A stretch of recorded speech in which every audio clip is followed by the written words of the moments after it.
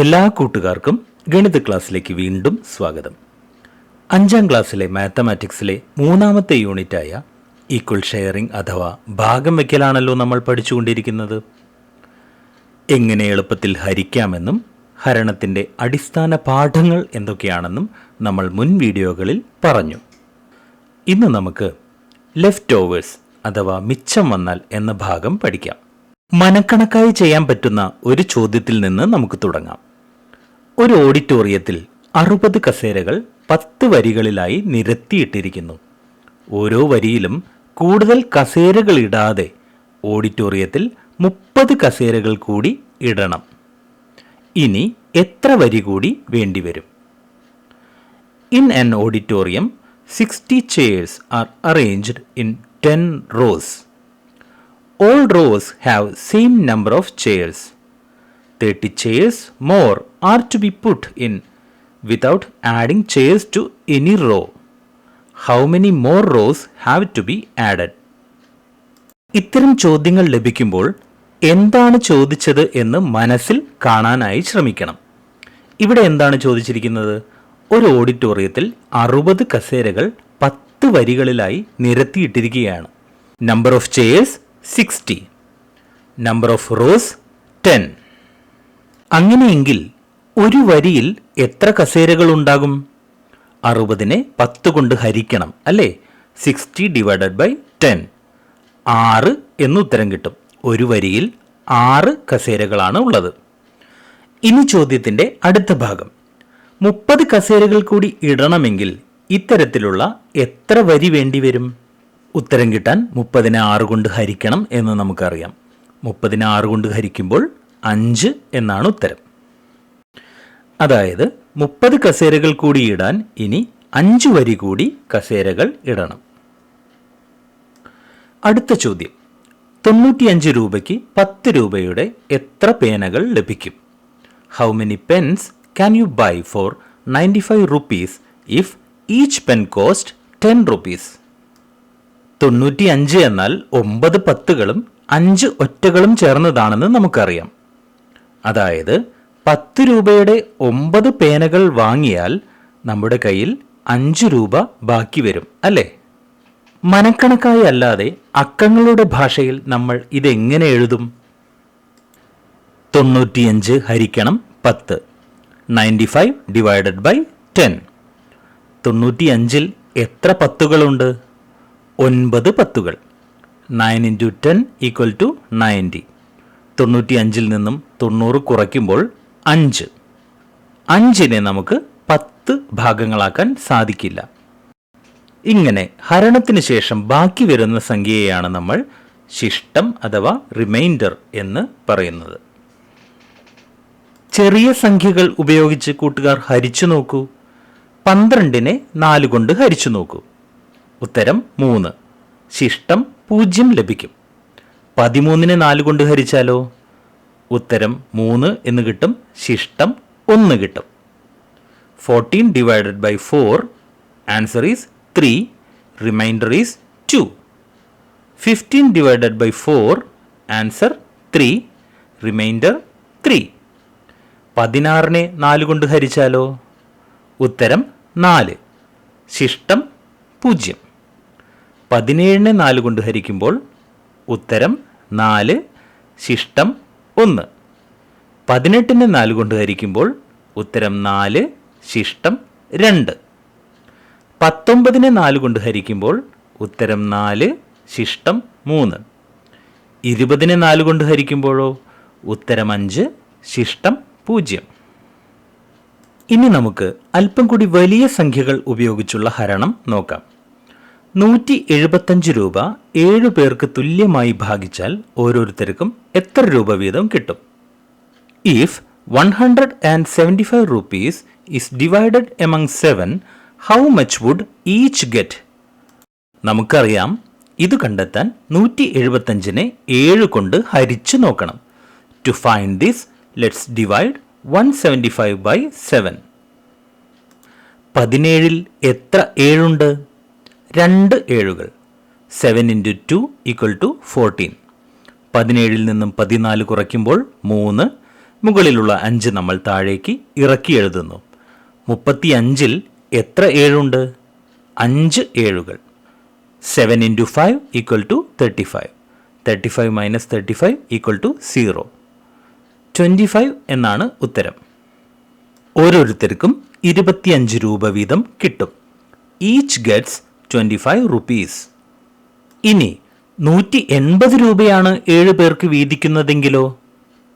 175 രൂപയേക്കാൾ 5 രൂപ കൂടുതലാണ് 180-ൽ. 175 രൂപ 7 പേർക്ക് വീതിച്ചാൽ ഒരാൾക്ക് 25 രൂപ വീതം കിട്ടും എന്ന് നമ്മൾ ഇപ്പോൾ കണ്ടുപിടിച്ചു. മിച്ചം വരുന്ന 5 1 രൂപയെ 7 പേർക്ക് ഭാഗിക്കാൻ നമുക്ക് സാധിക്കില്ല.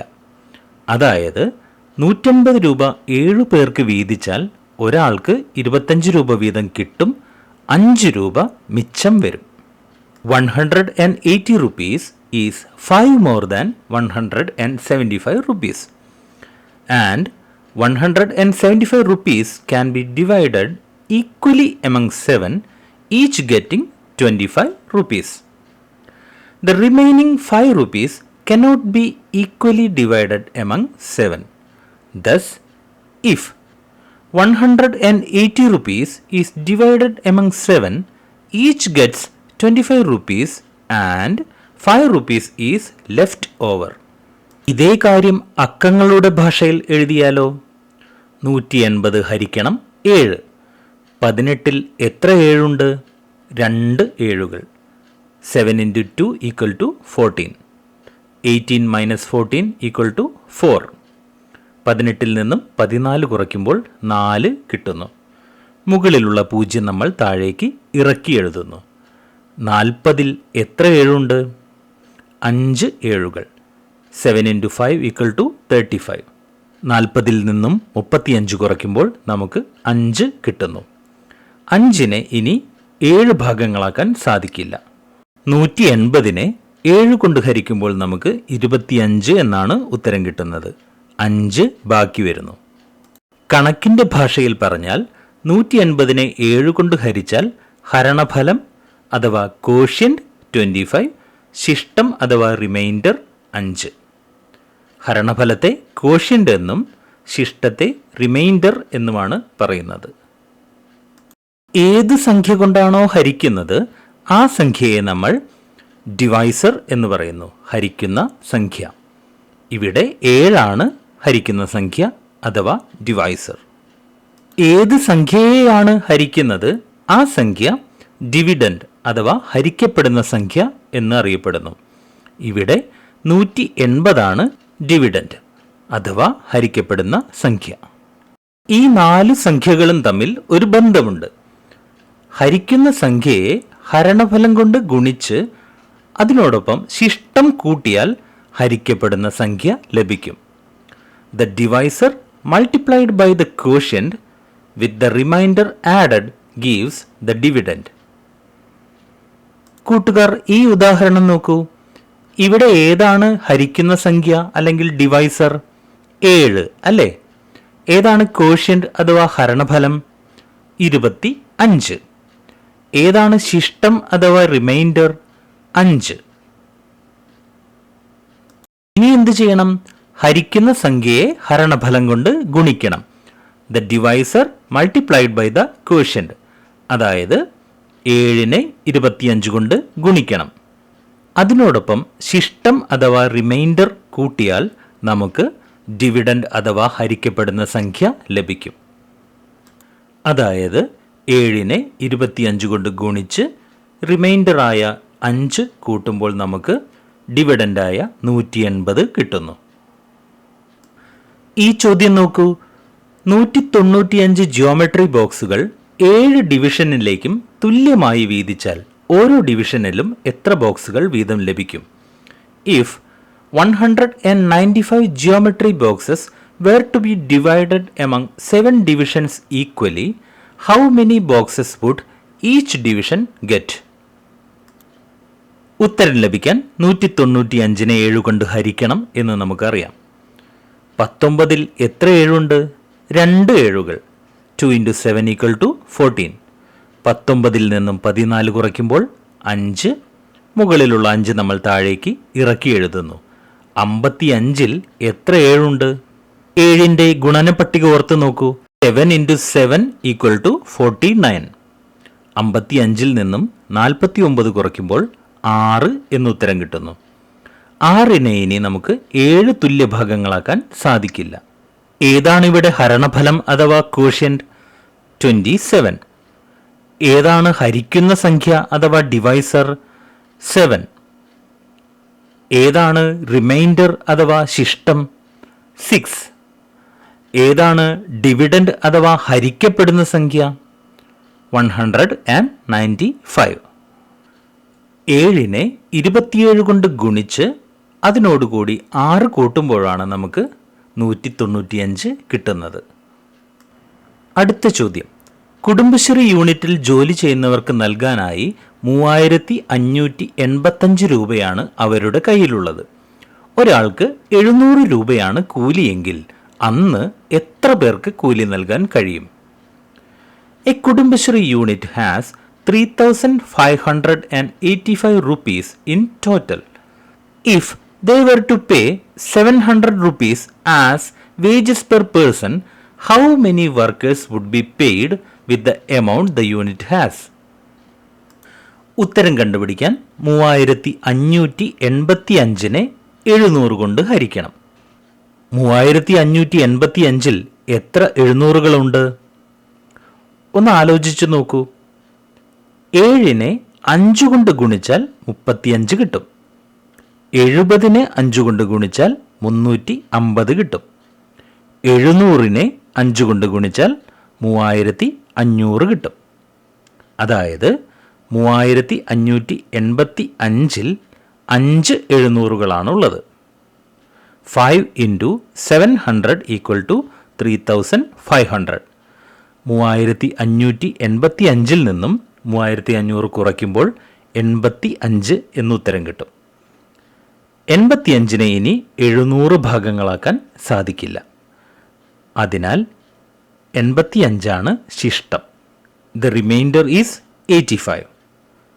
5 ആണ് ഹരണഫലം. അതായത് 5 പേർക്ക് കൂലി നൽകാൻ സാധിക്കും.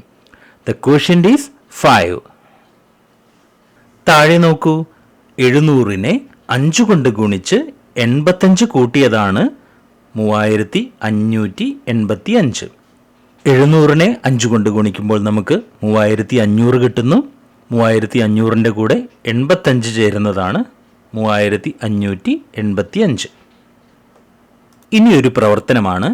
ചുവടെ കൊടുത്തിരിക്കുന്ന പട്ടികയിൽ എഴുതാത്ത സംഖ്യകൾ കണ്ടുപിടിച്ച് എഴുതുക. 4 കോളങ്ങളാണുള്ളത്.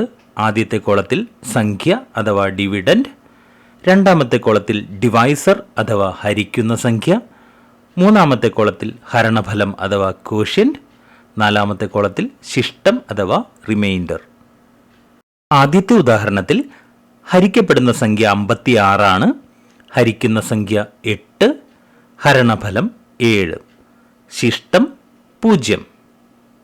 ഹരിക്കുന്ന സംഖ്യ അഥവാ ഡിവൈസറായ 8നെ ഹരണഫലമായ 7 കൊണ്ട്, ക്വോഷ്യന്റായ 7 കൊണ്ട് ഗുണിച്ച് ശിഷ്ടം അഥവാ റിമൈൻഡറായ 0 കൂട്ടിയതാണ് 56. അടുത്ത ഉദാഹരണത്തിൽ ഹരിക്കപ്പെടുന്ന സംഖ്യ 369, ഹരിക്കുന്ന സംഖ്യ അഥവാ ഡിവൈസർ 3, ഹരണഫലവും ശിഷ്ടവും നമ്മൾ കണ്ടുപിടിക്കണം. 369നെ 3 കൊണ്ട് ഹരിക്കണം. ഹരണഫലം 123, ശിഷ്ടം 0. 486നെ 4 കൊണ്ട് ഹരിക്കുമ്പോഴോ?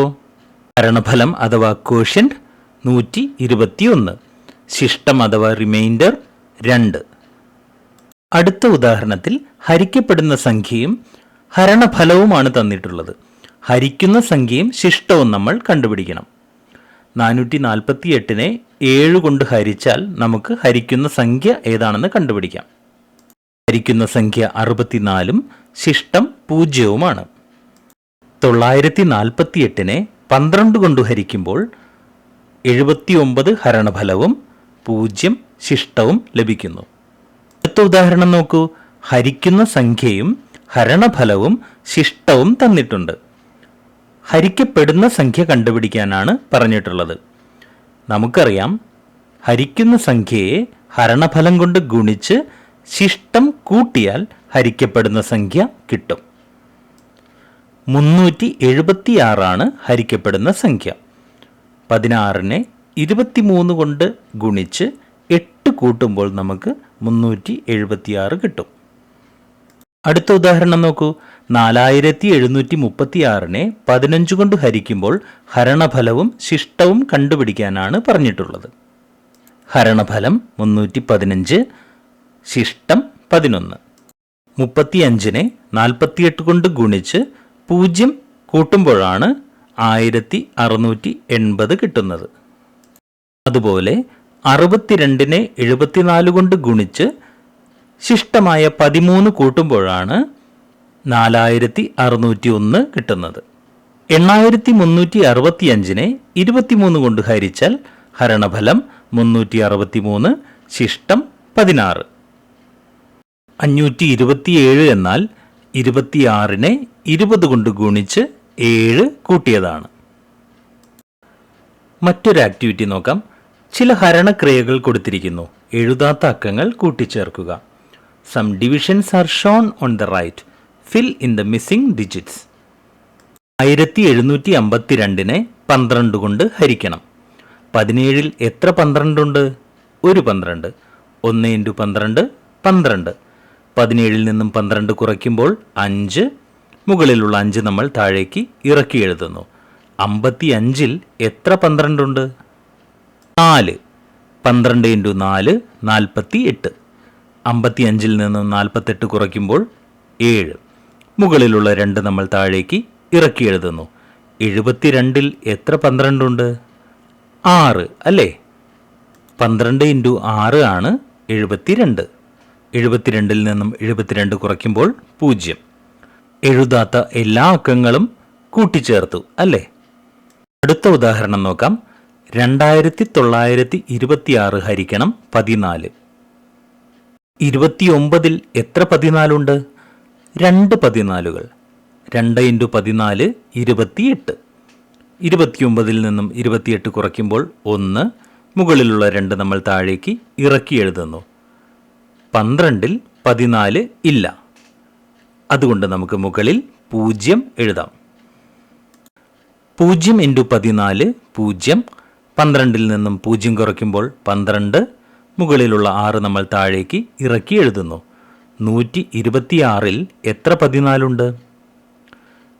10 14കൾ ചേർന്നാൽ 140 ആണ്.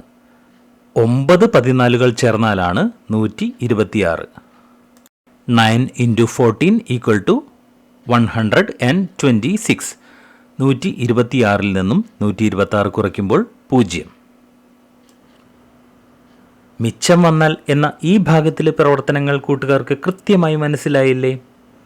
ഗണിത ക്ലാസ്സിലെ ഈ പ്രവർത്തനങ്ങൾ ഇങ്ങനെ കേട്ടാൽ മാത്രം പോരാ, എഴുതി പഠിക്കുകയും വേണം. എങ്കിൽ മാത്രമേ പുതിയ കണക്കുകൾ വരുമ്പോൾ നമുക്ക് ഒറ്റയ്ക്ക് ചെയ്യാൻ സാധിക്കൂ. സംശയങ്ങൾ വന്നാൽ ചോദിക്കാൻ മടിക്കേണ്ട. എല്ലാ സംശയങ്ങൾക്കും ഉത്തരം നമുക്ക് മറ്റൊരു വീഡിയോയിൽ ചെയ്യാം.